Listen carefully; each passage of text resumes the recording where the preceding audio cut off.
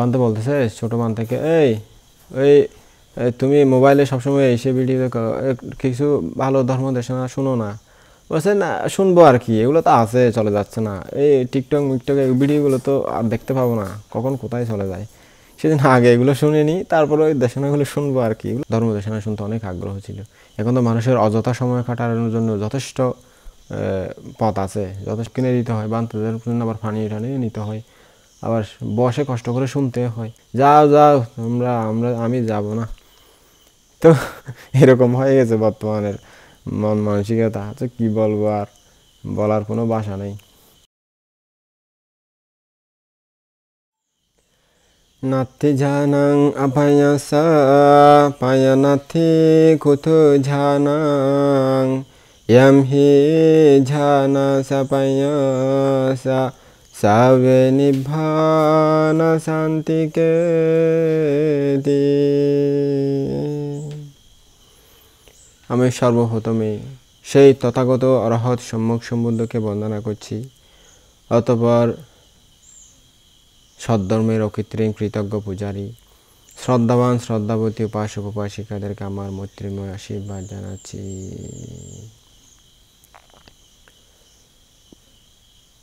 শ্রদ্ধাবান উপাসক উপাসিকাগণ, আমি আজকে যে দেশনাটি করব, এই দেশনাটি আমি আরও হয়তো পরে করার ইচ্ছে ছিল, পরে করব বলে মনস্থির করেছিলাম। কিন্তু কক্সবাজার থেকে কাসলা নামে একজন উপাসিকা, উনি প্রার্থনা করেছেন এই দেশনাটি দেওয়ার জন্য। ওনার খুব ইচ্ছা হয়েছে এই দেশনাটি শোনার জন্য। উনি ওনার অভিব্যক্তি যেভাবে প্রকাশ করলেন, উনি ছোট থাকতে একদম ছোট যখন, তখন উনি এটা শুনেছিলেন। একটু একটু তার মনেও আছে অনেক কিছু, আমাকে বললেন। তো এই দেশনাটি শোনার জন্য খুব আগ্রহ।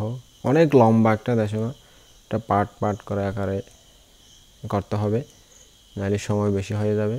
সময় বেশি হলে তো এটা আবার আপনারা শুনতে চান না।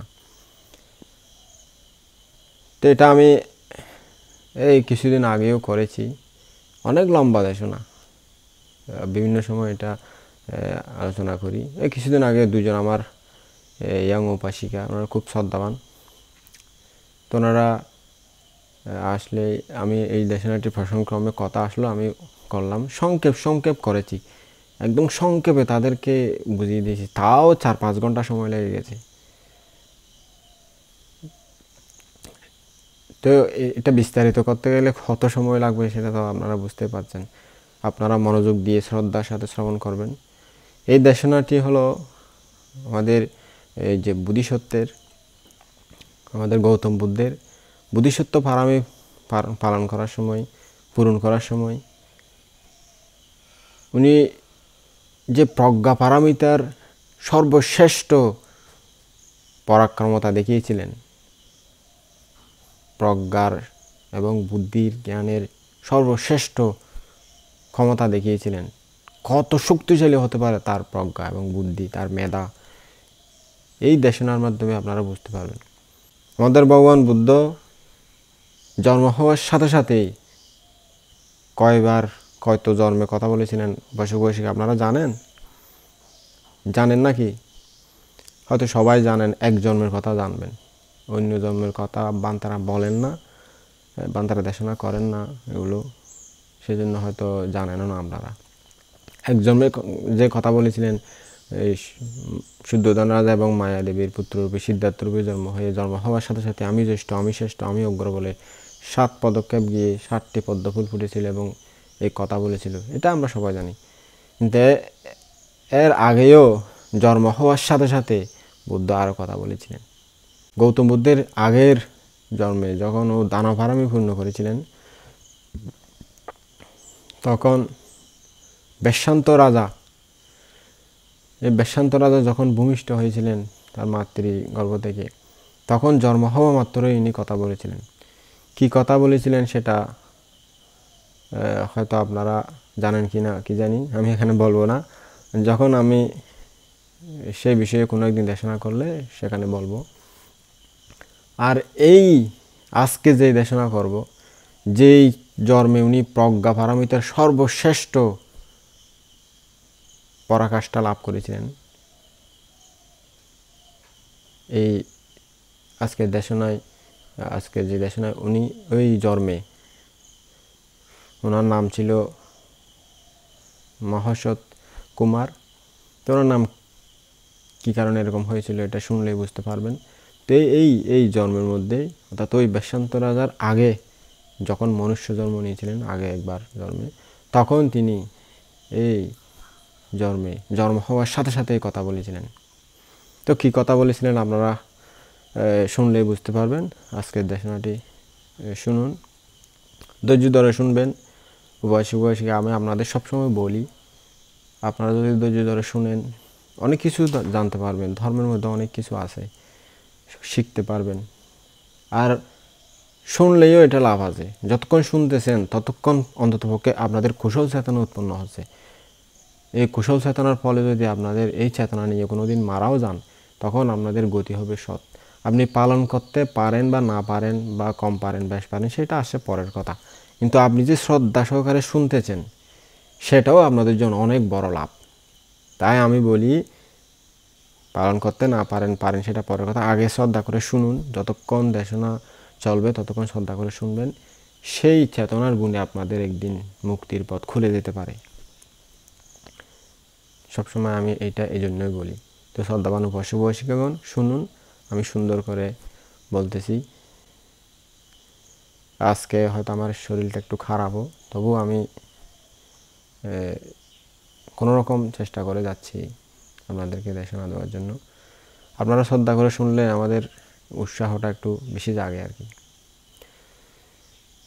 তো ভগবান বুদ্ধ ধর্ম প্রচার করার সময় একসময় জেতবন বিহারে অবস্থান করতেছিলেন।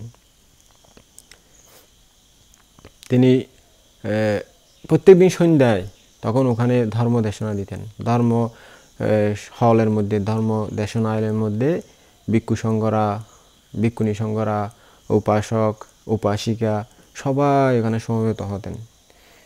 সকালে স্বয়ংদান করতেন, ওখানেও কিছুটা আলোচনা হলেও বিকালবেলা সন্ধ্যাবেলা কিন্তু বেশি আলোচনা হতো। সবাই পানীয় টানীয় বিভিন্ন দানীয় বস্তু নিয়ে আসতেন, যার যার দানীয় বস্তু সেই হিসাবে দান করতেন তাদের পূজনীয় সঙ্গের উদ্দেশ্যে, বুদ্ধের উদ্দেশ্যে। তো ওরা এরপরে সুন্দর করে বসে সবাই ধর্মদেশনা শ্রবণ করতেন। তো তাদের সেটা আগ্রহ ছিল। আমাদের বর্তমানে তো ধর্মদেশনা শোনার আগ্রহ নাই। সে ওই যে একবার একটা অনুষ্ঠানে বান্তারা দেশনা দিচ্ছি, বলছে, আরেকজন বলছে চলো না দেশনা শুনতে। আরে ওখানে গিয়ে শুনলেও যে আমি ঘরে বসে শুনলেও সেই, ওখানে গিয়ে আবার বসে থাকতে হয়। এখানে ঘরে বসে আমি শুয়ে শুয়ে সোফাতে বসে দক্ষিণেও 10-20 টাকা বেঁচে যাচ্ছে, ওখানে গেলে আবার ঢালের মধ্যে দানবাসের মধ্যে দক্ষিণে দিতে হয়, বান্তাদের জন্য আবার পানিয়ে টানিয়ে নিতে হয়, আবার বসে কষ্ট করে শুনতে হয়। আর এখানে তো আমি বসে আরামে আরামে শুনতেছি, শুয়ে শুয়ে খাটের মধ্যে শুনতেছি। তো তুমি ওখানে গিয়ে যে শুনতেছো, আমি এখানে বসে সেই কথাই শুনতেছি, আর কি পার্থক্য কি? আর যাও যাও আমি যাব না। তো এরকম হয়ে গেছে বর্তমানের মন মানসিকতা। তো কি বলবো, আর বলার কোনো ভাষা নেই। তো তখনকার যুগে মানুষের কিন্তু এরকম ছিল না। বুদ্ধের কাছে যেত, ওনার কাছে ধর্মদেশনা শুনতে অনেক আগ্রহ ছিল। এখন তো মানুষের অযথা সময় কাটানোর জন্য যথেষ্ট পথ আছে, যথেষ্ট সময় কাটানোর জন্য পরিবেশ আছে, পরিস্থিতি তৈরি হয়েছে। তখন তো এরকম ছিল না, মানুষের চিত্ত মন মানসিকতা শান্ত সংযমী ছিল।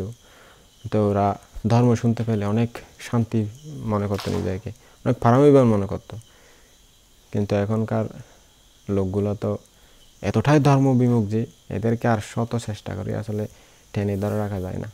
ধর্ম শুনতে চায় না, ধর্ম পালন তো দূরের কথা, শুনতে চায় না, অনীহা অনাগ্রহ সবাই। তাই দেখে কি বলবো, ভিক্ষু সমানেরা এরকম।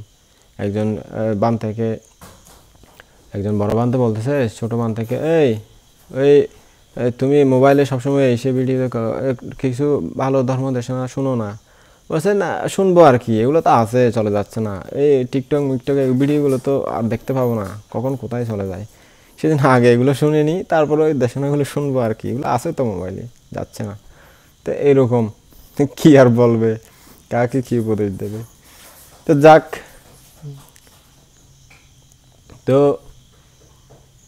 ওই ধর্মসভার মধ্যে যখন সবাই ধর্ম দেশনা শোনার জন্য অপেক্ষমান হয় বুদ্ধ আসার আগে, ওখানে সবাই বসে মাঝে মধ্যে আলোচনা করে তাদের যে কথা নিয়ে আলোচিত হয়, কথা উত্থাপন হলে, কোনো কিছু আলোচিত বিষয় হলে সেগুলো নিয়ে আলোচনা করে। তো ওই ধর্মসভায় একদিন ভিক্ষু সংঘরা আলোচনা করতেছে, বলছে দেখো ভাই, ভগবান বুদ্ধের কি অসামান্য প্রজ্ঞা, ইহা মহীয়সী ও বিশ্বব্যাপিনী, ইহা যেমন রসবতী তেমনই প্রত্যুৎপন্নমন্না, অর্থাৎ উপস্থিত বুদ্ধি সম্পন্ন আর কি। কোনো একটা কারণ দেখলে এটার সমাধান বের হয়ে যায় তাড়াতাড়ি। ইহা সুতীক্ষ্ণা ও বিরুদ্ধবাদ খণ্ডন কৌশলা। এই অপার প্রজ্ঞা বলে আমাদের তথাগত ভগবান বুদ্ধ ক্ষুদ্দন্তাদি খ্যাতিমান অনেক ব্রাহ্মণদেরকে দমন করেছেন, নিজের ধর্মের মধ্যে আকৃষ্ট করেছেন।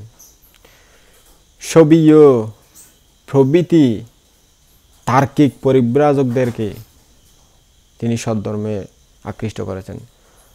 আঙ্গুলিমালের মতো অনেক নিষ্ঠুর দস্যুদেরকেও দমন করেছেন। আলাবক যক্ষদের মতো অনেক ক্ষমতাশালী যক্ষদেরকেও তিনি দমন করেছেন, সদ্ধর্মের প্রতি শ্রদ্ধান্বিত করেছেন। দেবরাজ ইন্দ্র প্রভৃতি ঋদ্ধিশালী ক্ষমতাশালী দেবতাদেরকেও তিনি বুদ্ধ শাসনে আকৃষ্ট করেছেন, শ্রদ্ধান্বিত করেছেন।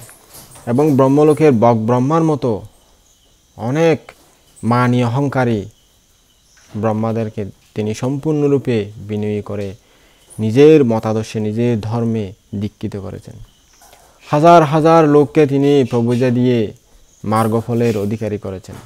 ভিক্ষুগণ এইভাবে বুদ্ধের মহাপ্রজ্ঞার মহিমা গুণ বর্ণনা করতেছিলেন। এমন সময়ে তথাগত ভগবান বুদ্ধ ধর্ম দেশনা দেওয়ার জন্য সেই ধর্ম দেশনালয়ে উপস্থিত হলেন। উপস্থিত হয়ে তাদের আলোচ্যমান বিষয় কি চলতেছে সেই সম্পর্কে জিজ্ঞেস করলেন। হ্যাঁ ভিক্ষুগণ, তোমরা এখানে বসে এখন কোন বিষয় নিয়ে আলোচনা করতেছো? আমি আসার কারণে তোমাদের কোন আলোচ্য বিষয়ে বাধাপ্রাপ্ত হলো, সমাপ্ত হলো? তখন ভিক্ষুগণ বললেন, হ্যাঁ ভান্তে ভগবান, আমরা অন্য কোনো বিষয় নিয়ে আলোচনা করতেছি না। আমরা আপনার যে মহীয়সী প্রজ্ঞা, অসম্ভব যে তীক্ষ্ণ বুদ্ধি উপস্থিত, আপনার সব কিছু জ্ঞান আয়ত্ত হয়ে যায়, আপনার প্রজ্ঞার কোনো তুলনা হয় না। অনেক খ্যাতিমান দস্যু যক্ষ মক্ষ এগুলা যারা ছিল খ্যাতিমান অদমনীয়, তাদেরকে যাকে যেভাবে দমন করতে হয় তাকে সেভাবে আপনার অসামান্য প্রজ্ঞা বলে আপনি তাদেরকে দমন করেছেন। আপনার প্রজ্ঞারই আমরা গুণকীর্তন করতেছিলাম, আপনার প্রজ্ঞার সুনাম সুখ্যাতি করতেছিলাম। আপনার মতো প্রজ্ঞাবান এই জগৎ অদ্বিতীয়, আপনি আর কাউকে দেখা যায় না। এটাই আমরা আলোচনা করতেছিলাম বান্তে ভগবান। তখন ভগবান বুদ্ধ বললেন, হ্যাঁ ভিক্ষুগণ, তথাগত ভগবান বুদ্ধ যে শুধুমাত্র এই জন্মেই প্রজ্ঞাবান হয়েছেন এমন নয়। যখন তার জ্ঞানের সম্পূর্ণ পরিপক্কতা জন্মে নাই, তার জ্ঞানের পারমি পরিপূর্ণ হয়নি, যখন তিনি বুদ্ধত্ব প্রাপ্তির আশায় বোধিসত্ত্বরূপে জন্ম জন্মান্তরে বিচরণ করতেছিলেন, সেই অতীত জন্মেও তিনি অসাধারণ প্রজ্ঞার পরিচয় দিয়েছিলেন। অর্থাৎ ভগবান বুদ্ধ বলতেছেন, হে ভিক্ষুগণ, শুধু এই জন্মে নয়, আমি অতীত জন্মেও পারমি পূরণ করার সময়ও, যখন আমি বুদ্ধত্ব লাভ করিনি তখন পর্যন্ত অসামান্য প্রজ্ঞার পরিচয় দিয়ে আমি বিশ্বকে অবাক করে দিয়েছিলাম। সবাই আমার প্রজ্ঞা দেখে অবাক হয়ে গিয়েছিল, প্রজ্ঞার ক্ষমতা দেখে। অতীত জন্মেও আমি এভাবে প্রজ্ঞার পরিচয় দিয়েছিলাম। তখন ভিক্ষুগণ বললেন, ভান্তে ভগবান, এই জন্মেরটা তো আমরা দেখতেছি আপনার প্রজ্ঞা যে কীরকম ক্ষমতাশালী, আপনার প্রজ্ঞার গুণ কত শক্তিশালী, কিন্তু অতীত জন্মেরটা তো আমরা দেখতেছি না বান্তে ভগবান। আমাদেরকে যদি আপনি একটু বলেন তাহলে আমরা শুনে সেখান থেকে জ্ঞান অর্জন করতে পারবো, আমাদের জন্য মঙ্গল হয়। তখন ভিক্ষু সংঘ যখন প্রার্থনা করলেন তখন বুদ্ধ বলেন, হে ভিক্ষুগণ, তাহলে আমি বলছি, তোমরা সুন্দর করে শ্রদ্ধা করে শ্রবণ করো। তখন বুদ্ধ বলতে লাগলেন, সুদূর অতীতকালে মিথিলা নামক একটা রাজ্য ছিল। ওই রাজ্যে বিদেহ নামে একজন রাজা রাজত্ব করতেছিলেন। তখন শ্যানক, পুকুশ, গোবিন্দ ও দেবেন্দ্র, এই চারজন পণ্ডিত সেই রাজার ধর্মানুশাসকের কাজ করতেন। তখন আমাদের বোধিসত্ত্ব ওই রাজ্যে একজন শ্রেষ্ঠীর ঘরে তখন জন্ম নিয়েছিলেন। যেদিন তিনি মাতৃগর্ভে প্রতিসন্ধি লাভ করেছিলেন, সেদিন খুব ভোর সকালে রাজা একটা স্বপ্ন দেখেছিলেন। সেই স্বপ্নটা হলো এরকম, রাজাঙ্গনের চার কোণে চারটি অগ্নিস্তম্ভ যেন মহাপ্রাকারের সমান হয়ে জ্বলতেছিল। পরে তাদের মাঝখানের মধ্যে ছোট একটি আগুনের স্ফুলিঙ্গ, ছোট একটা আগুনের গোলা থেকে আগুন বড় হতে হতে এমন বড় হলো, মুহূর্তের মধ্যে ওই যেটা চার কোণে চারটা জ্বলতেছে আগুনের শিখা, সেই চারটা আগুনের গোলাকে শিখাকে অতিক্রম করে অনেক উঁচু হয়ে গেল। ব্রহ্মলোক প্রমাণ উচ্চতা হয়ে দেখা দিল, স্বপ্নে দেখতেছেন রাজা। এবং সকল চক্রবাল এইভাবে উদ্ভাসিত করে রইল যে মাটিতে পড়া একটা সর্ষের দানা পর্যন্ত দেখা যাচ্ছে। অর্থাৎ এত আলোকিত হলো যে, সারা বিশ্বকে এত আলোকিত করলো যে মাটিতে পড়া একটা শস্যের ছোট দানা পর্যন্ত সুন্দরভাবে দেখা যাচ্ছে। দেবমানব অনেকেই তখন গন্ধমালা আদি দ্বারা তার পূজা করতে লাগলেন। বহু লোক সে আগুনের ভিতর দিয়ে যাতায়াত করতে লাগলো, কিন্তু কারো একটা ক্যাশ পর্যন্ত পোড়া গেল না, তার আগুনে পুড়লো না আর কি। কেউ একটু গরম অনুভবও করলো না, গরম তাপও অনুভব করলো না। এরকম স্বপ্ন দেখেছেন রাজা।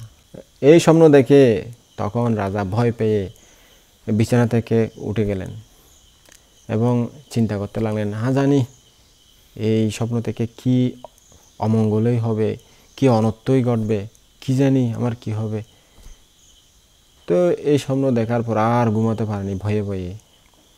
যখন অরুণোদয় হলো, সূর্য উঠল, আলোকিত হলো, তখন ওই তাদের যে ধর্মানুশাসক চারজন ব্যক্তি ছিল, সেই চারজন একদম সকালে তার নিকট উপস্থিত হয়ে জিজ্ঞেস করলেন, মহারাজ, আপনার ভালো ঘুম হয়েছে তো? রাজা বললেন, আরে পণ্ডিত মশাই, আমার কোথায় সুখ হবে, আমার কোথায় ভালো ঘুম হবে? আমি যে আজকে গভীর রাতে এমন দুঃস্বপ্ন দেখেছি, তারপর থেকে আমি আর ভয় পেয়ে পেয়ে ঘুমাতে পারিনি, বসে বসেই সারা রাত্রি কাটিয়ে দিয়েছি। তা শুনে শ্যানক নামক যে পণ্ডিত ছিল উনি বললেন, ভয় পাবেন না মহারাজ, আপনি যে স্বপ্ন দেখেছেন এটা দুঃস্বপ্ন নয়, এটা সুস্বপ্ন, এটা আপনার শ্রীবৃদ্ধিই হবে। তখন রাজা বলেন, কী রূপে বুঝলেন আপনি শ্রীবৃদ্ধি হবে নাকি ক্ষতি হবে? মহারাজ, আপনার রাজ্যে, আপনার রাজসভায় এমন একজন পঞ্চম পণ্ডিত জ্ঞানী ব্যক্তির আবির্ভাব হবে, জ্ঞানী ব্যক্তির জন্ম নেবে, জ্ঞানী ব্যক্তি উৎপন্ন হবে, যিনি আমাদের এই চারজন পণ্ডিতকে অতিক্রম করে আমাদেরকে নিষ্প্রভ করে দেবেন। রাত্রিকালে ছোট ছোট আগুনের কণা বা জোনাকি পোকা জলে তারা আলোকিত হবে, কিন্তু যখন সূর্য ওঠে তখন আর এদের প্রয়োজন হয় না, এদেরকে নিষ্প্রভ করে দেয়। এরকমভাবে মহারাজ আমরা হলাম ছোট ছোট অগ্নিকণার মতো। তার দিকে 4টা অগ্নিস্তম্ভ যে দেখেছেন জ্বলতেছে, সেগুলো হলাম আমরা। আর মাঝখানে যে একটা স্ফুলিঙ্গ উঠে ছোট থেকে আস্তে আস্তে হঠাৎ বড় হতে হতে অনেক লম্বা হয়ে গেছে, সেই অগ্নিস্তম্ভটাই হলো আপনার স্বপ্নে দেখা সেই পঞ্চম পণ্ডিত হবে। পঞ্চম পণ্ডিত আবির্ভূত হবে আপনার রাজ্যে, আপনার রাজ্যের মধ্যে। উনি দেবলোকে এবং মনুষ্যলোকে কোথাও তার সমান জ্ঞানী প্রজ্ঞাবান কেউ থাকবে না। তিনি এখন কোথায় তাহলে? শ্যানক পণ্ডিত। শ্যানক নিজের বিদ্যা বলে জ্ঞান দিয়ে প্রত্যক্ষ করে বললেন, মহারাজ তিনি আজ হয়তো প্রতিসন্ধি গ্রহণ করেছেন মায়ের গর্ভে, আর নয়তো আজকে মাতৃগর্ভ থেকে ভূমিষ্ঠ হয়েছেন এই পৃথিবীতে। সেজন্য আপনি এরকম স্বপ্ন দেখেছেন। তখন থেকে রাজা এই কথা স্মরণ করে লাগলেন। সেই সময় মিথিলা নগরের চারদারের কাছে, তার তখন নগর যে রাজধানী ছিল সেটা নগরটা, রাজধানীটা চারিদিকে ঘেরা থাকতো। ওই 4টা বড় বড় দরজা ছিল, তো এগুলোকে নগরদ্বার বলা হতো রাজধানীর ভিতরে, যাতে নিরাপত্তা থাকে। তো ওই 4টা নগরে 4টা দরজা ছিল চারদিকে।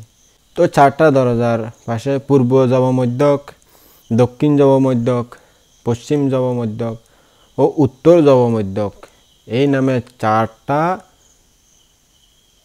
গণ্ডগ্রাম ছিল। তার বিশাল বিশাল অঞ্চল ছিল আর কি। গ্রাম, গণ্ডগ্রাম বলতে বড় গ্রামকে বোঝায়, বিশাল গ্রামকে বোঝায়, এরকম 4টা গ্রাম ছিল। তো এই এদের মধ্যে পূর্ব যবমধ্যক নামে যেই গ্রামটি ছিল, ওই গ্রামে শ্রীবর্ধন নামে এক শ্রেষ্ঠী পরিবার বাস করতেন তখন। তার সহধর্মিনীর নাম ছিল সুমনা দেবী। তাতে ওই শ্রীবর্ধন শ্রেষ্ঠীর স্ত্রীর নাম ছিল সুমনা দেবী। তো যেই দিন রাজা স্বপ্ন দেখলেন, সেদিন ওই রাজার স্বপ্ন দর্শন সময়ে আমাদের গৌতম বুদ্ধ সে আগের জন্মে বোধিসত্ত্ব, মহাসত্ত্ব তাবৎিংশ স্বর্গ থেকে ত্যাগ করে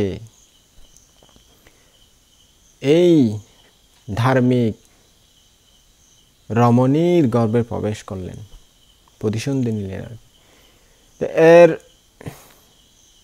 সাথে সাথে আরও 1000 দেবপুত্র তাবৎিংশ স্বর্গ ত্যাগ করে সেই গ্রামেই অন্যান্য শ্রেষ্ঠী, অনুশ্রেষ্ঠী, আরও ধনী মানে খ্যাতিমান পরিবারের কুলে জন্ম নিলেন, অর্থাৎ প্রতিসন্ধি নিলেন মায়ের গর্ভে। ও ধার্মিক রমণী সুমনা দেবী তখন থেকে 10 মাস গর্ভধারণ করে এক শুভ মুহূর্তে হেমবর্ণ সুন্দর এক পুত্র সন্তান প্রসব করলেন। ওই সময়ে স্বর্গের ইন্দ্র রাজা শক্র মনুষ্যলোকে কোথায় কি হচ্ছে মঙ্গল অমঙ্গল সম্পর্কে পর্যবেক্ষণ করতেছিলেন, দেখতেছিলেন দিব্য দৃষ্টিতে। মহাসত্ত্ব মাতৃগর্ভ হতে ভূমিষ্ঠ হচ্ছেন এই কথা জেনে তিনি স্থির করলেন, তিনি মনে মনে ভাবলেন, এই বুদ্ধাঙ্কুরকে অর্থাৎ এই বোধিসত্ত্বকে দেবলোকে এবং মনুষ্যলোকে প্রকটিত করতে হবে, খ্যাতিমান করতে হবে। তার গুণ যাতে প্রকাশ পায়, তার গুণে যাতে সবাই অবাক হয়, সেরকমভাবে তাকে যাতে সবাই চিনে, সবাই জানে, সেভাবে ব্যবস্থা করতে হবে, এটা সিদ্ধান্ত নিলেন।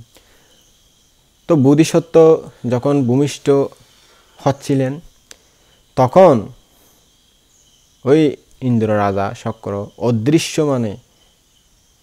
অদৃশ্যমান শরীরে সেখানে উপস্থিত হয়ে তার হাতে একটা গাছের শিকড়, যে শিকড়টি সর্ব রোগের জন্য ব্যবহার হয়ে থাকে, সেরকম একটি দিব্য ঔষধি তার হাতের মুঠোয় দিয়ে নিজে আবার চলে গেলেন। তো মহাসত্য ওই ওষুধিখণ্ড, দিব্য ওষুধিখণ্ড এভাবে হাতের মুঠোয় নিয়ে মাতৃগর্ভ থেকে ভূমিষ্ঠ হলেন। ওইভাবে মুঠ মেরে আছে, মুষ্টিবদ্ধ করা আছে। তিনি যখন ভূমিষ্ঠ হলেন তখন তার মা কিছু মাত্র যন্ত্রণা ভোগ করলেন, অর্থাৎ একটু কষ্টও পায়নি। সাধারণ মানুষেরা ভূমিষ্ঠ হওয়ার সময় তো কষ্ট পায়, তখন উনি ওই উপাসিকা সুমনা দেবী বোধিসত্ত্ব যখন জন্ম হচ্ছে তখন উনি একটু কষ্ট পায়নি, সুন্দরভাবে মাতৃগর্ভ থেকে বিনা কষ্টে, মাও কষ্ট পায়নি ছেলেও কষ্ট পায়নি, এভাবে ভূমিষ্ঠ হলেন। তো তার মা তার হাতে এভাবে মুন মেরে একটা ওষুধের মতো দেখা যাচ্ছে দেখে, এভাবে দেখে জিজ্ঞেস করলেন, বাবা তুমি এটা কি পেয়েছো, তোমার হাতে এটা কি? তখন বোধিসত্ত্ব বললেন, মা এটা ওষুধ, এটা খুব ভালো ওষুধ, দিব্য ওষুধ, সব রোগ এই ওষুধ দিয়ে সারা যাবে, সেরে যাবে। এই ওষুধ যে একটু করে খায়, যে কোনো রোগ হোক একটু করে খেলেই সব রোগ সেরে যাবে। মা এই ওষুধ আপনি নিয়ে রাখেন, যার যে কোনো রোগ হলে এটা তাকে একটু করে খেতে দিলেই হয়ে যাবে। ওই যে জন্ম হওয়ার সাথে সাথে কথা বলল, জন্ম হয়েছে তখন মা দেখলো যে একটা ওষুধ নিয়ে হাতের মুঠে আছে, যখন করলো দেখেন একটা ওষুধ খণ্ড, বলতেছে, বাবা এটা তুমি কি এনেছো? তখন সাথে সাথেই বলে দিল বোধিসত্ত্ব, মা এটা দিব্য ওষুধ। জন্ম হওয়ার সাথে সাথে কথা বলেছে। এই প্রথম মনুষ্য জন্ম যখন নিয়েছে, এই প্রথম আমাদের বোধিসত্ত্ব জন্ম হওয়ার সাথে সাথেই কথা বলেছে, প্রথম জন্মে, মনুষ্য জন্মে।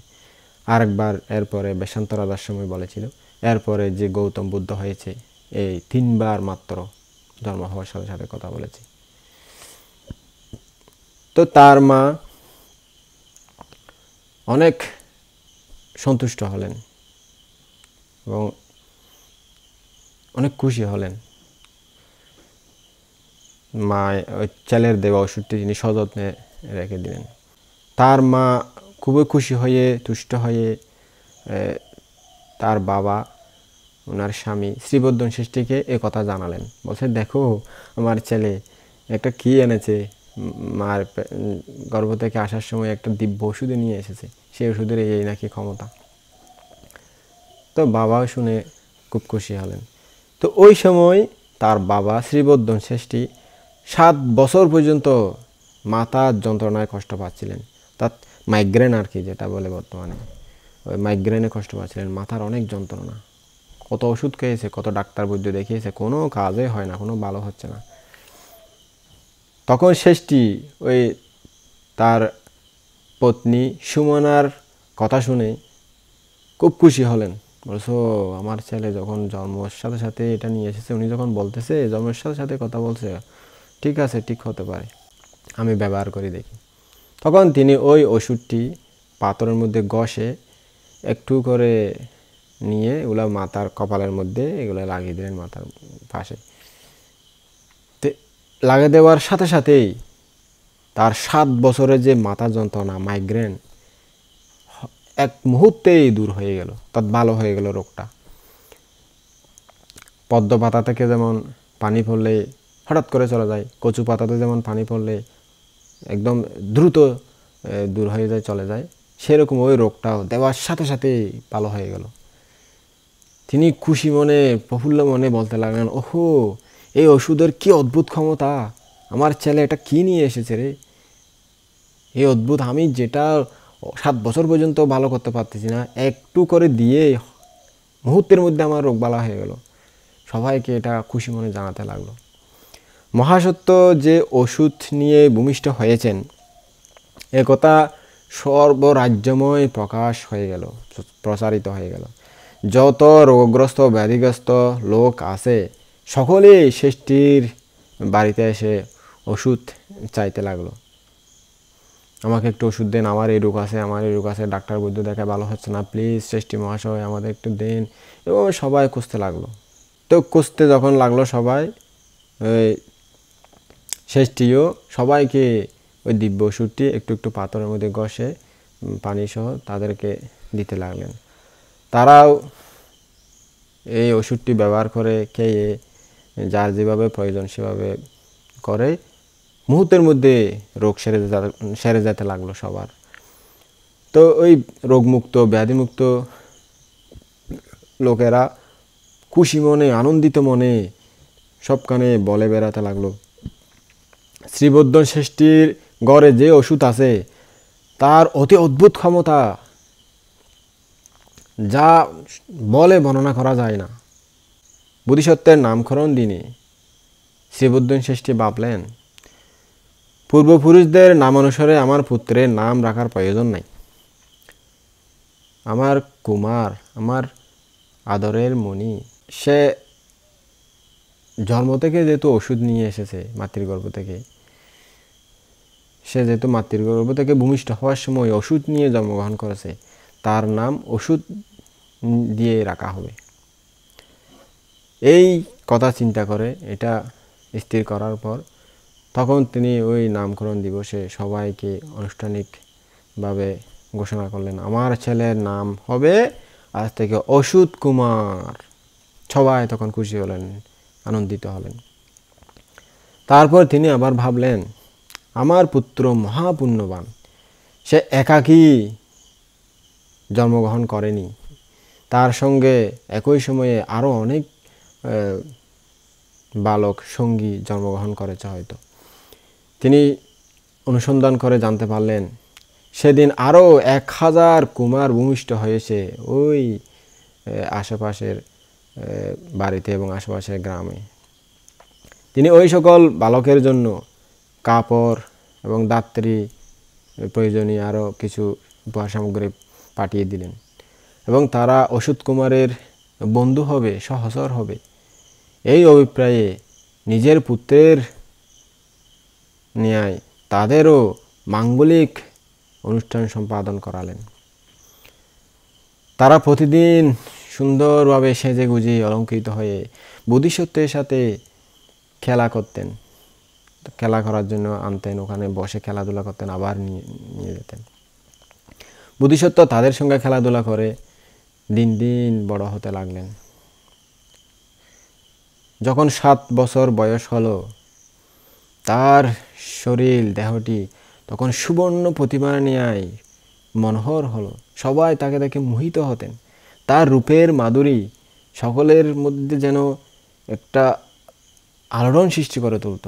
যে দেখে সে চেয়েই থাকতো, তার চোখ যেন সরতে চায় না। হায় রে, এ কেমন বালক, এ কেমন সুন্দর, তার চেহারা, তার শারীরিক গঠন, এভাবে অনেক রূপের বর্ণনা করে তাদের তৃপ্তি মেটাতো জনসাধারণরা। তো ওষুধ কুমার যখন এই সকল সহচরের সাথে গ্রামের মধ্যে খেলা করতেন, তখন কখনো কখনো হাতি, ঘোড়া, গরু প্রভৃতি তাদের যে খেলা করার স্থান, যেখানে মাঠ, যে মাঠে খেলা করতো, তাদের মাঝখান দিয়ে খেলার সময় চলে যেত। বাতাসে, ঝড় বৃষ্টিতে অনেক সময় কষ্ট হতো তাদের। তো একদিন অকালে মেঘ উঠলো খেলার সময়। তা দেখে শক্তিশালী ওই ওষুধ কুমার তাড়াতাড়ি দৌড়ে গিয়ে একটা ঘরে আশ্রয় নিলেন। অন্যান্য বালক তার পেছনে ছুটতে ছুটতে একজন অন্যজনকে লাথি মেরে পায়ের আঘাতে একজনকে আঘাত করতে করতে আচার টাচার খেয়ে আস্তে আস্তে কোনো রকম আসলো জ্বরে ভিজে টিজে। এই কারণে তাদের পায়ে এবং অন্যান্য অঙ্গ প্রত্যঙ্গে খুব ব্যথা পেল, আঘাত পেল। এটা দেখে বোধিসত্ত্ব চিন্তা করলেন, আমরা আর এভাবে খেলা করব না। এভাবে খেলা করতে গিয়ে আমাদের অনেক অন্তরায় সৃষ্টি হচ্ছে।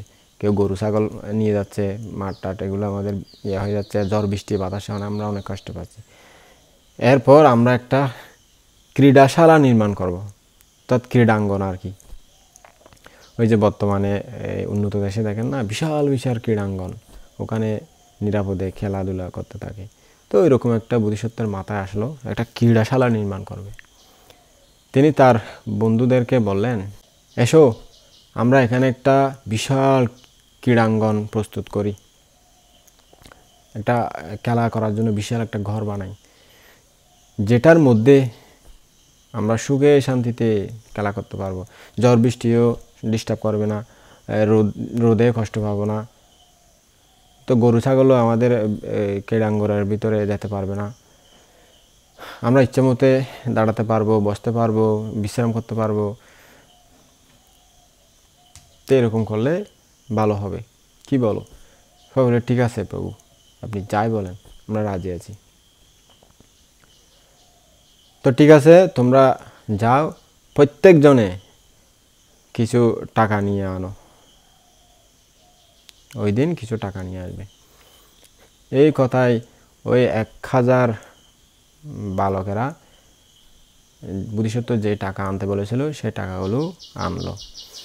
তো ঔষধ কুমার প্রধান একজন মিস্ত্রিকে ডাকিয়ে বললেন, এই স্থানে একটা বিশাল ক্রীড়াশালা প্রস্তুত করতে হবে, তুমি খরচের জন্য এই 1000 কাহন নাও। তখন 1000 মুদ্রা অনেক বেশি, যদিও বা এখনের তুলনায় সেগুলো কিছু নয়, তখন অনেক বেশি ছিল। তখন ওই মিস্ত্রি বলল, ঠিক আছে। তো বলে সে ওই টাকাগুলো নিল, মুদ্রাগুলো নিল, এরপর ভূমি সমান করলো, মাটি সমান করলো, গাছের কুটি টুটি শিকড় মিকড় এগুলো সব কিছু সরিয়ে সুন্দরভাবে পরিষ্কার পরিচ্ছন্ন করে কুটি দিয়ে সুতা ধরে এটা করতে লাগলো। কিন্তু এটা দেখে বোধিসত্ত্বের ভালো লাগলো না, তা সুন্দর করে হচ্ছে না কাজটা, এরকম হচ্ছে। তিনি ওই মিস্ত্রিকে কীভাবে সুতা ধরতে হয়, কিভাবে মাপ নিতে হয়, কিভাবে কয় হাত নিলে এটা সুন্দর হবে, এটা বুঝিয়ে দিলেন। তখন ওই মিস্ত্রি বললেন, প্রভু, আমার নিজের যতটুকু বিদ্যা আছে, যতটুকু আমি শিখেছি কাজটা, সেভাবে আমি করতেছি, এর বাইরে কিন্তু আমি আর কিছু জানি না, আমি আর বুঝতে পারবো না, এর বাইরে বুদ্ধিটা আমার আয়ত্তের বাইরে, সেরকম কিছু করা আমার জন্য সম্ভব না। যদি তা না জানো, তবে আমাদের অর্থ নিয়ে কিভাবে এই বিশাল ক্রীড়াঙ্গন তৈরি করবে? আচ্ছা, তুমি সুতা লও, আমি তোমাকে এই সুতালি করে দেখাই দিচ্ছি, অর্থাৎ তুমি সুতাটি ধরো, আমি মাপ বুঝিয়ে দিচ্ছি, আমার বোঝানোর মতো তুমি কুটি গেড়ে মাপ ঠিক করে নাও। এই বলে তিনি সেই মিস্ত্রিকে সুতা ধরতে বললেন এবং নিজে এমনভাবে মাপ ঠিক করতে লাগলেন, কোন দিকে কত ইঞ্চি, কত ফুট, কত এগুলো ঠিক করে দিতে লাগলেন যে মনে হতে লাগলো স্বয়ং যেন বিশ্বকর্মা এসে সব ঠিকঠাক করে দিচ্ছেন। তার কাজগুলো সাধারণ মানুষের দ্বারা করা সম্ভব না। অনেক নামি দামি মিস্ত্রি তখনকার যুগের, উনি ওই মিস্ত্রি পর্যন্ত বুঝতে পারতেছে না। ওই যে বোধিসত্ত্ব প্রজ্ঞার পরিচয় দিচ্ছে তখন, ওই সামান্য 7 বছরের বালকের কাছে ওই খ্যাতিমান, তখনকার যুগের খ্যাতিমান মিস্ত্রি নিষ্প্রভ হয়ে গেল। তারপর তিনি ওই মিস্ত্রিকে ডেকে বললেন, এখন তো তুমি এইভাবে মাপ টাপ ঠিক করে ঘর তৈরি করতে পারবে, এখন থেকে পারবে তো? বলছেন, না আমি পারবো না, আমার মাথায় ঢুকতেছে না এগুলো, আমি যদি সুন্দরভাবে আরও দেখাই দিই পারবে তো, তাহলে পারবো।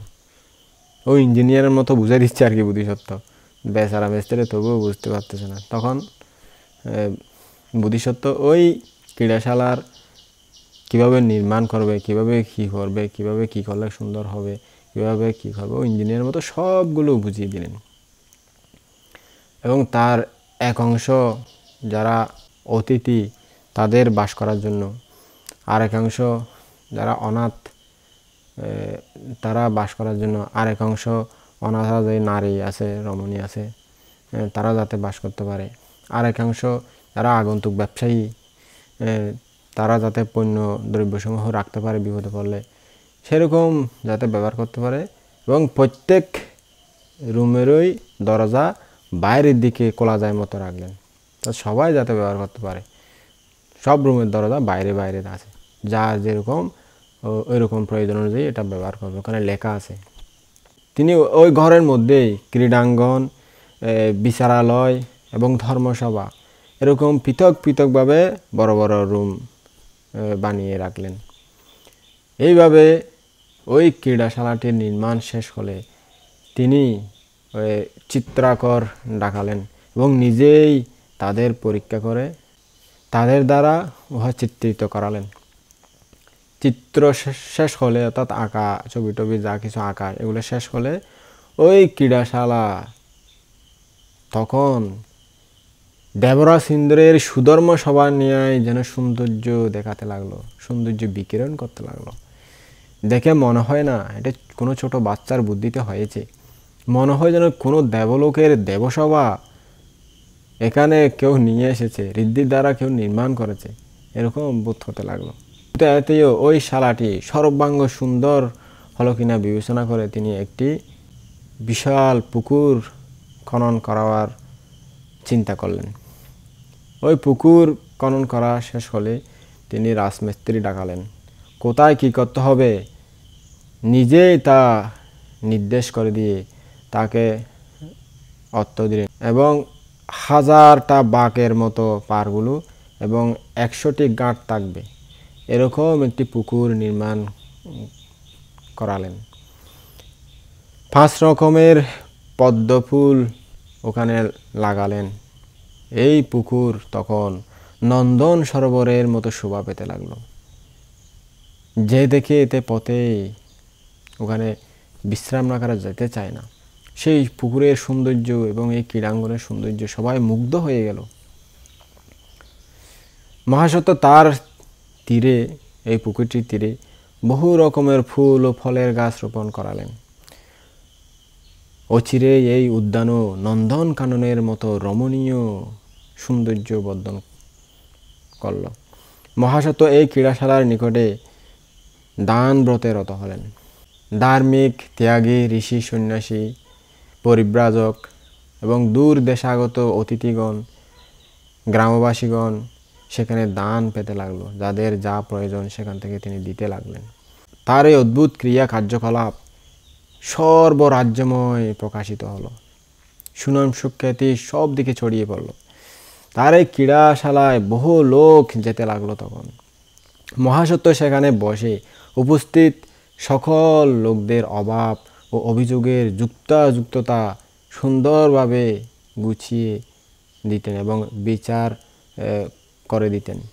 সে কারণে তার ব্যবহারে মনে হতে লাগলো যেন তখন স্বয়ং বুদ্ধ আবির্ভাব হয়েছে এই মূর্তধামে। ওই দিকে 7 বছর যখন অতীত হলো,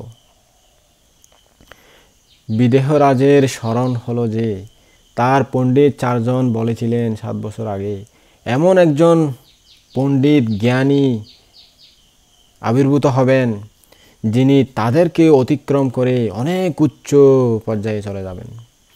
সেই পঞ্চম পণ্ডিত এখন কোথায়, এই চিন্তা করে তিনি তার বাসস্থান বা কোথায় আছে তিনি জানার জন্য নগরের 4 দরজার দিকে 4 জন মন্ত্রী পাঠিয়ে দিলেন তাকে খুঁজে বের করার জন্য। যারা অন্য দ্বার দিয়ে বের হলেন তারা মহাসত্যের দেখা পেলেন না, কিন্তু যিনি ওই পূর্ব দরজা দিয়ে বের হয়েছিলেন তিনি হাঁটতে হাঁটতে দেখতে দেখতে যখন ওই ক্রীড়াশালা দেখলেন তখন ভাবলেন, আরে এই বিচিত্র এত সুন্দর ক্রীড়াশালা নিশ্চয় কোনো সুপণ্ডিত ব্যক্তি হয় নিজে তৈরি করেছেন, নির্মাণ করেছেন, আর নয়তো অন্য কারো দ্বারা নির্মাণ করেছেন, তার বুদ্ধিতে নির্মাণ হয়েছে। এরকম ক্রীড়াশালা তো আমাদের রাজধানীতেও নাই, এরকম গ্রাম অঞ্চলে কেন থাকবে? নিশ্চয় কোনো বিজ্ঞ ব্যক্তি, জ্ঞানী ব্যক্তি এটা করেছেন। এটা চিন্তা করে তিনি সেখানকার লোকদের থেকে জিজ্ঞেস করলেন, বলছে, ভাই এই এত সুন্দর ক্রীড়াঙ্গন, ক্রীড়াশালা আর এত সুন্দর পুকুর যেভাবে ডিজাইন করা, দেখলে তো মনে হয় যেন এটা কোনো মানুষের কাজ না, এটা কোনো দেবলোক থেকে কোনো কেউ এসেছে করেছে, এরকম মনে হয়। তার সৌন্দর্য দেখে চোখে তৃপ্তি মেটে না, যত দেখি তত দেখতে ইচ্ছা হয়। আমাদের রাজধানীও তো এরকম কোনো সুন্দর স্থাপনা নেই। এখানে এত সুন্দর স্থাপনাটি কে বানিয়েছে, কে গঠন করেছে, কোন মিস্ত্রি এটা তৈরি করেছে? তখন ওই লোকগুলো উত্তর দিল, আরে মহাশয়, এটা কোনো মিস্ত্রি নিজের বুদ্ধিতে তৈরি করতে পারেননি। এই যে আপনি সবগুলো দেখতেছেন এত সৌন্দর্য স্থাপনা, এগুলো কোনো খ্যাতিমান মিস্ত্রি নির্মাণ করার ক্ষমতা তাদের নাই। এটা নির্মাণ করেছেন, এটি তৈরি করেছেন ওই আমাদের শ্রীবর্ধন শ্রেষ্ঠীর পুত্র মহাসৎ পণ্ডিত। সে তার বুদ্ধিতে, তার কৌশলে, তার প্রজ্ঞা বলে, বুদ্ধি বলে এই অসামান্য সৌন্দর্য স্থাপনাটি তৈরি করেছেন। মহাসৎ পণ্ডিতের বয়স কত? ওই লোকটি বলল, এই 7 বছর পূর্ণ হলো। তখন ওই মন্ত্রী গণনা করে দেখলেন যে রাজা যেদিন স্বপ্ন দেখেছিলেন এই সময় হতে ঠিক 7 বছর অতীত হয়েছে মাত্র। অর্থাৎ মহাসৎ পণ্ডিতের বয়সের সাথে সে স্বপ্নের দিনক্ষণ মিলে যাচ্ছে। তখন ওই মন্ত্রী চিন্তা করলেন, আর কেউ হতে পারে না, এই মহাসৎ কুমারই হয়তো সেই পঞ্চম পণ্ডিত যে রাজা স্বপ্ন দেখেছিলেন। এই মনে করে তিনি রাজার নিকট একটা পত্র লিখে দূত পাঠালেন, সংবাদ দিলেন, মহারাজ, পূর্ব যবমধ্যগ্রামের শ্রীবর্ধন শ্রেষ্ঠীর মহাসৎ নামে একটা পুত্র আছেন। তার বয়স এখন থেকে 7 বছর মাত্র, কিন্তু তিনি এই অল্প বয়সেই অসামান্য প্রজ্ঞার পরিচয় দিয়ে অতি অদ্ভুত ক্রীড়াঙ্গন এবং সুন্দর পুষ্করিণী এবং উদ্যান নির্মাণ করে সবাইকে তাক লাগিয়ে দিয়েছেন। সবাই তার স্থাপনা সৌন্দর্য দেখে অভিভূত হয়ে যায়। আমিও তো দেখে অভিভূত হয়ে গেছি, আর আপনি দেখলে তখন তো আর কি করবেন, এখান থেকে যেতেই চাইবেন না। এরকম সৌন্দর্য কি আর আমি বর্ণনা করব আপনাকে। তাকে কি আপনার নিকট নিয়ে যাব এখন? রাজা এই সংবাদে খুশি হয়ে সেনক পণ্ডিতকে ডাকালেন। ওই 4 জনের সবচেয়ে যিনি জ্ঞানী তাকে ডাকালেন এবং তাকে সেই মন্ত্রীর সংবাদ জানালেন। ও সে এরকম এরকম সংবাদ দিছে, এরকম নাকি এরকম এরকম, এখন কী করা যায়? এখন কি ওই মহাসৎ পণ্ডিতকে অর্থাৎ ওই ছোটো বাচ্চাটিকে আনয়ন করব? তখন ওই সেনক পণ্ডিত ঈর্ষার কারণে বললেন, অর্থাৎ মান অহংকার কারণে বললেন, মহারাজ, ক্রীড়াঙ্গন তৈরি করলেই যে কেউ পণ্ডিত হয় এটা কোনোদিন বিশ্বাস করা যায় না। যে সে লোকে এরকম কাজ করতে পারে, অনেকেই করতে পারে এরকম কাজ। এইসব তুচ্ছ জ্ঞান, এগুলো দিয়ে কোনোদিন মহাজ্ঞানের পরিচয় পাওয়া যায় না। তো এরকম যখন অবজ্ঞা করা হলো ওই তার কাজকে, তার মেধাকে, এটা শুনে রাজা ভাবলেন সেনকের এইরূপ কথা বলার মধ্যে হয়তো কোনো কারণ থাকতে পারে। কিন্তু তিনি কিছু না বলে দুধ মুখে ওই সেই সংবাদ বাহককে আর কি ওই মন্ত্রীকে আবার বলে পাঠালেন, মন্ত্রী মহোদয়, আপনি ওখানেই থাকুন, আরও কিছুদিন ওই মহাসৎ পণ্ডিতকে পরীক্ষা করুন। এই আদেশ পেয়ে ওই মন্ত্রী সেখানে থেকে মহাসৎ পণ্ডিতের পরীক্ষা করতে লাগলেন।